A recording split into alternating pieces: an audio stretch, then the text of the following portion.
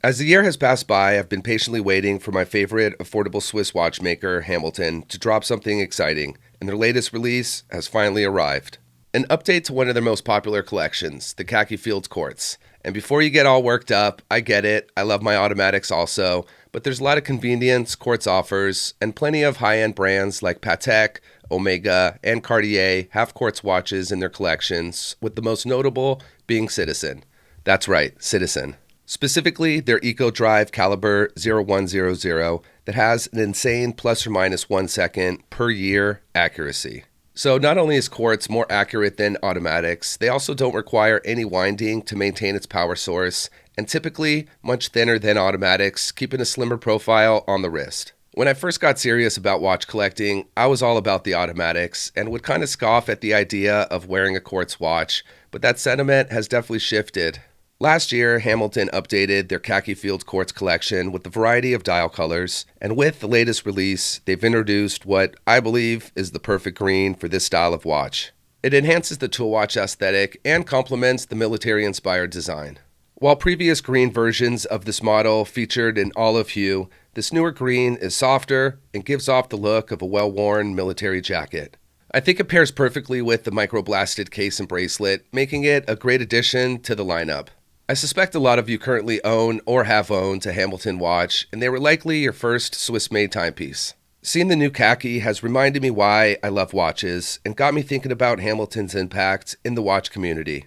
I've always been fascinated by watches, especially automatics. It's amazing how tiny gears, springs, and levers work in harmony to keep time, with the rotor spinning from the motion of your arm, winding the mainspring, and keeping the movement running. It's basically a small engine that you wear on your wrist, and I was hooked. But 20 years ago, the options for affordable Swiss-made watches were a lot more limited than they are today. There wasn't very many micro brands, and even Tudor isn't what they are now. Hamilton was the gateway into luxury watches, and not just for myself, but I'm sure a lot of you as well. I wasn't able to afford a Rolex or a Tag, and that's what makes Hamilton so special. They have legit Swiss watchmaking heritage and offer watches in the 1 to 2K range, as well as many entry-level options well under $1,000. The new green Khaki Field Quartz is a great example. It's only priced at $445 on the steel bracelet or $395 on a NATO strap. I will note, for anyone who does like a bit of a larger watch with nice wrist presence, this watch might not be for you, but I do think it makes for a great size as an everyday watch, even on my 7-inch wrist. It's 38 millimeters in diameter and 8.3 millimeters in thickness. Yeah, it's really thin, and that's definitely a good thing. Also, between the lugs is 20 millimeters, so there are endless aftermarket options for those that like to switch up the look and wear their watches on different straps. I definitely enjoy doing that from time to time and give the watch a fresh look.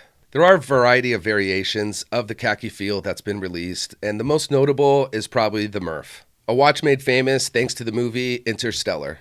The original model had a 42mm case, a more refined, almost retro design, and a black dial with creamy faux patina lume that all blended perfectly together. Hamilton did recently release a slightly smaller case size at 38mm that was a welcome addition to the collection. It also features Hamilton's H10 movement, which is basically a modified 2824 movement, and it has 80 hours of power reserve. An amazing Swiss-made automatic watch for well under $1,000, but it's not just the khaki collection that Hamilton is known for. They have a variety of others in their lineup. There's the Ventura, a funky and unique watch with a triangular case that Elvis loved.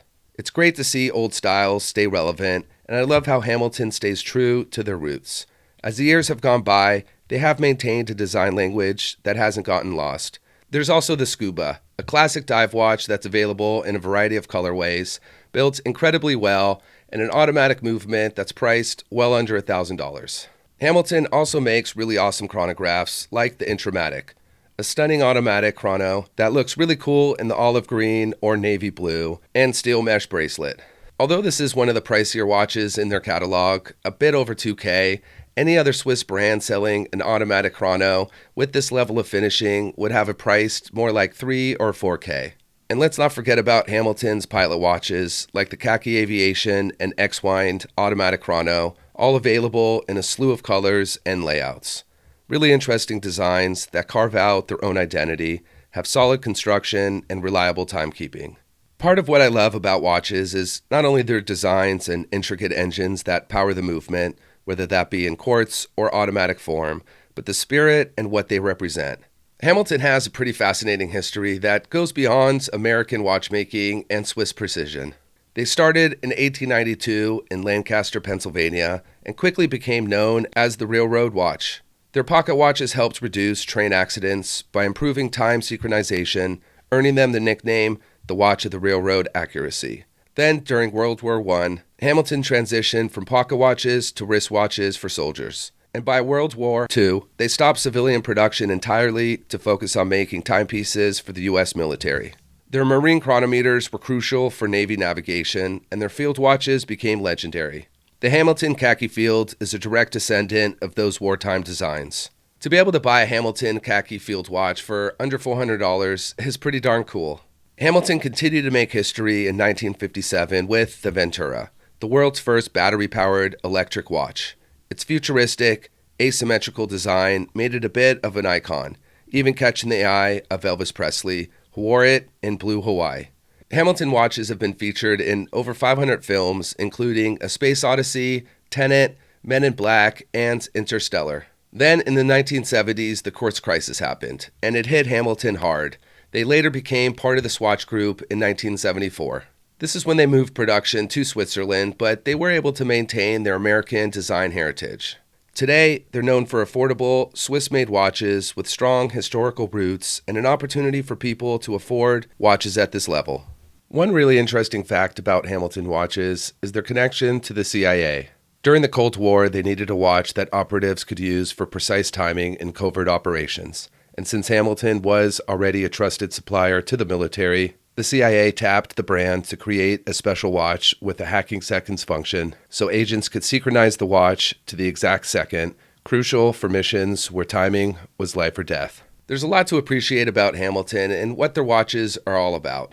I've owned a few of them throughout the years and can honestly say I've never been disappointed or had any problems with them.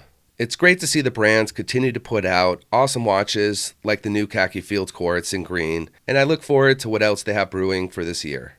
Aside from new releases, you can often find really great deals on the secondary market for brand new Hamilton watches with prices below retail. I think Amazon is a great source and found some great deals. I'll link up in the description for anyone interested. But do keep this in mind if you are shopping around for one of Hamilton's watches. Even at retail, they are really great value, but nothing wrong with trying to save a few bucks when you can. I'd love to hear your experiences with the brand, so share your stories in the comments. That's it for today. As always, thanks for watching. I'll see you next time.